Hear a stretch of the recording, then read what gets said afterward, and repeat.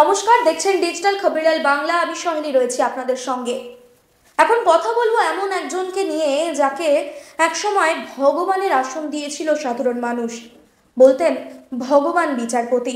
ঠিকই ধরেছেন, আমি কথা বলছি জাস্টিস গাঙ্গুলি অর্থাৎ অভিজিৎ গঙ্গোপাধ্যায়ের সম্পর্কে। তবে সেই ভগবানই এখন সাধারণ মানুষের রোষের মুখে, তোপের মুখে তীব্রভাবে তুলোধনা করতে ছাড়ছে না সাধারণ মানুষ সেই ভগবান বিচারপতিকে, কোট আনকোট ভগবান বিচারপতি। তবে কেন অভিজিৎ গাঙ্গুলিকে, যাকে ভগবান মনে করতো সাধারণ মানুষ, ভগবানের আসন অর্থাৎ সর্বোচ্চ স্থান দিয়েছিল, মাথায় করে রাখতো, ঠিক তারই আসন গিয়ে দাঁড়ালো একদম তলানিতে, একদম নিম্নে এসে ঠেকলো? কেন সাধারণ মানুষের চোখে তিনি নেমে গেলেন? কেন তাকে তীব্রভাবে তুলোধনা করতে ছাড়ছে না? কেন রোষের মুখে পড়তে হচ্ছে সাধারণ মানুষের সেই ভগবান বিচারপতিকে? শেষ হচ্ছে না আমার কথা, দেখে নিন একটা ভিডিও।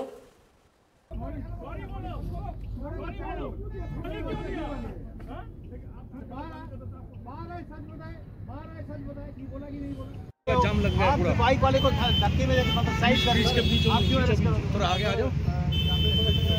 इस वजह से रेस्ट करो। दाड़ा ना दिया तो भय मत चिंता करो। नामुन ऐसे फ्लैश लाइट चला फ्लैश लाइट देखो देखो।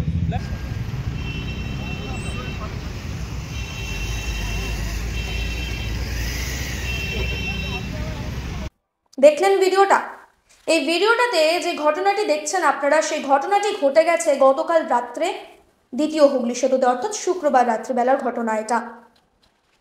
রাজ্যের মন্ত্রী বাবুল সুপ্রিয় এবং কেন্দ্রের বিজেপি সাংসদ অভিজিৎ গঙ্গোপাধ্যায়ের মধ্যে ঘটে যাওয়া তীব্র সংঘাত, এই বচসার সম্মুখীন রইল দ্বিতীয় হুগলি সেতুতে উপস্থিত সমস্ত সাধারণ মানুষ। এই ঘটনাটি কি ঘটেছিল সেটা একবার ছোট্ট করে আপনাদেরকে জানিয়ে দেব। বাবুল সুপ্রিয় রাজ্যের মন্ত্রী, রাজ্যের শাসক দলের মন্ত্রী, তিনি অভিযোগ জানিয়েছেন যে অভিজিৎ গঙ্গোপাধ্যায়ের গাড়ি জোরালোভাবে হর্ন বাজিয়ে তীব্রভাবে ছুটে চলেছিল দ্বিতীয় হুগলি সেতু দিয়ে। সেই সময় সেই দ্বিতীয় হুগলি সেতু দিয়ে তিনিও যাচ্ছিলেন, অর্থাৎ বাবুল সুপ্রিয় যাচ্ছিলেন। তখন তিনি প্রশ্ন করেন যে কেন অভিজিৎ গাঙ্গুলির গাড়ি এত তীব্র বেগে ছুটে চলেছে, কেন এত জোরালোভাবে হর্ন বাজানো হচ্ছে। সেখান থেকেই এই বচসার সূত্রপাত। তবে এই ঘটনায় অভিজিৎ গাঙ্গুলিকে সেই চিরপরিচিত মেজাজ অর্থাৎ উত্তেজিত হয়ে আবারও তাকে মেজাজ হারাতে দেখতে পাওয়া যায় এবং অশ্রাব্য ভাষা ব্যবহার করতে শুনতে পাওয়া যায়। এইখানেই অভিজিৎ গাঙ্গুলির যে ইমেজ সাধারণ মানুষের চোখে, অর্থাৎ কোট আনকোট ভগবান বিচারপতি, সেটি যেন সাধারণ মানুষের কাছে পরিষ্কার হয়ে যায় যে যাকে তারা ভগবান ভাবতেন, যে এ কোন ভগবান বিচারপতিকে তারা দেখছেন। জাস্টিস গাঙ্গুলি উত্তেজিত হয়ে মেজাজ হারিয়ে ফেলেছেন, এমন ঘটনা বারংবার শুনতে পাওয়া গেছে। তবে যে সেই দ্বিতীয় হুগলি সেতুতে দাঁড়িয়ে যে সমস্ত সাধারণ মানুষ এই ঘটনাটির সাক্ষী রইলেন, তারা রীতিমতো হতবাক যে এ কোন বিচারপতিকে, এ কোন অভিজিৎ গঙ্গোপাধ্যায়কে তারা ভগবানের আসনে বসিয়েছিলেন। এ তো গেল সম্প্রতি ঘটে যাওয়া, অর্থাৎ সদ্য ঘটে যাওয়া একটি ঘটনা। নিজেদের মগজে যদি একটু আমরা জোর দিই তাহলে মনে পড়বে 2024 লোকসভা নির্বাচন। সেই সময়েও কিন্তু তাকে শোকজ করা হয়েছিল ঠিক একই কারণে, উত্তেজিত হয়ে মেজাজ হারিয়ে ফেলা, অশ্রাব্য ভাষায় কুমন্তব্য করা। কাকে? না, রাজ্যের মুখ্যমন্ত্রী মমতা বন্দ্যোপাধ্যায়কে। এছাড়া এর পরেও নানান জায়গায়, সেটা কল্যাণ বন্দ্যোপাধ্যায়ের সঙ্গে অভিজিৎ গঙ্গোপাধ্যায় বারংবার বাকবিতণ্ডায় জড়িয়ে যাওয়া হোক, এছাড়া নানান জায়গাতে, যেমন একটা কথা আছে, ঢেকি স্বর্গে গেলেও ধান ভাঙে, ঠিক তেমনি অভিজিৎ গঙ্গোপাধ্যায় যেখানেই যান না কেন ওখানে নিজের চিরপরিচিত মেজাজ, এই মেজাজের ছাপ তিনি ছেড়ে যান। তবে এবার সব থেকে বড় প্রশ্ন যেটা উঠছে যে কেন বারংবার একই ঘটনার পুনরাবৃত্তি ঘটছে, কেন জাস্টিস গাঙ্গুলি বারংবার উত্তেজিত হয়ে মেজাজ হারাচ্ছেন, কি কারণ রয়েছে পেছনে? বিশ্লেষকরা যে কারণগুলি অনুমান করছে সেটা ঠিক এরকম। প্রথম কারণ হিসেবে তারা বলছেন যে অভিজিৎ গাঙ্গুলির বিজেপিতে যোগদান। অভিজিৎ গাঙ্গুলি বিচারক থাকাকালীন সেই বিচারপতি পদ থেকে ইস্তফা দিয়ে বিজেপিতে যোগদান করেছেন।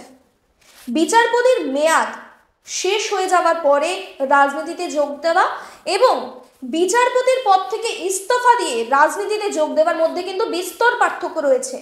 সেই নিয়েও কিন্তু জল্পনা উঠেছিল যে কেন বিচারপতি জাস্টিস গাঙ্গুলি তিনি নিজের বিচারক পদ থেকে ইস্তফা দিয়ে রাজনীতিতে যোগদান করছেন। তিনি দ্বিতীয় পদটা বেছে নিয়েছেন। তিনি বিচারক থাকাকালীন সেই বিচারপতির পদ থেকে ইস্তফা দিয়ে তিনি বিজেপিতে যোগদান করেছেন। এবং দ্বিতীয় কারণ সেটা হলো তিনি হয়তো আশা করেছিলেন যে বিজেপিতে যোগদান করার পরে বিজেপিতে তার অবস্থান ভালো হবে, অর্থাৎ বিজেপিতে তিনি একজন মন্ত্রিত্ব পদ পাবেন এবং প্রধান মুখ হয়ে উঠবেন। হয়তো তিনি এমনটাই আশা করেছিলেন, কিন্তু তার সমস্ত আশাতেই যেন জল পড়ে গেছে। দলের কোনো কর্মসূচি হোক, যে কোনো জনসভা হোক, সে সমস্ত সভায় মঞ্চে দেখতে পাওয়া যায় যে কোনো ছোট ছোট কর্মীকে, কিন্তু দেখতে পাওয়া যায় না অভিজিৎ গাঙ্গুলিকে। তাকে দেখতে পাওয়া যায় দর্শক আসনে, তিনি নিচে বসে থাকেন মঞ্চে, এমনকি তাকে ডাকা পর্যন্ত হয় না, তার নাম পর্যন্ত উচ্চারণ করা হয় না, এমনটা বারংবার দেখতে পাওয়া গেছে। অর্থাৎ দলের মধ্যেই তিনি যেন কোণঠাসা হয়ে রয়েছেন। নিজের দলে যেখানে তিনি আশা করেছিলেন মন্ত্রিত্ব পদ, একটা ভালো পদ এবং প্রধান মুখ হতে চেয়েছিলেন, এমনটাই মনে করেন বিশ্লেষকরা। সে সমস্ত কিছুর কোনোটা তো হয়নি, বরঞ্চ তিনি দলের মধ্যে কোণঠাসা হয়ে রয়েছেন। তাহলে কি এই সমস্ত ঘটনার, এই বারংবার মেজাজ হারানোর পেছনে একটাই কারণ, জাস্টিস গাঙ্গুলির ফ্রাস্ট্রেশন? বারংবার ফ্রাস্ট্রেটেড হয়ে গিয়েই এই ঘটনার পুনরাবৃত্তি ঘটাতে থাকেন তিনি, যার জন্য বিপাকেও পড়তে হয়।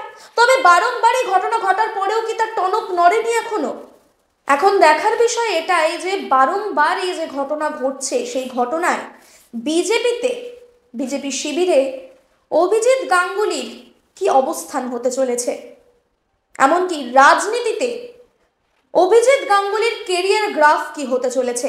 এছাড়াও সাধারণ মানুষের রোষানলে তো তিনি রয়েইছেন। যিনি ভগবানের আসন পেয়েছিলেন, তিনি বারংবার এই মেজাজ হারিয়ে ফেলা, নিজের দোষেই তিনি সাধারণ মানুষের চক্ষুশূল হয়ে গেছেন, এমনটাই বলা যায়।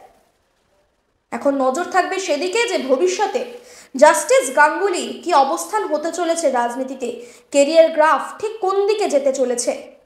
নজর অবশ্যই আমাদের থাকবে। আপনার নজর অবশ্যই আমাদের পর্দায় থাকুক, ডিজিটাল খবরের পর্দায়। খবর আপনাদের, নজর আমাদের।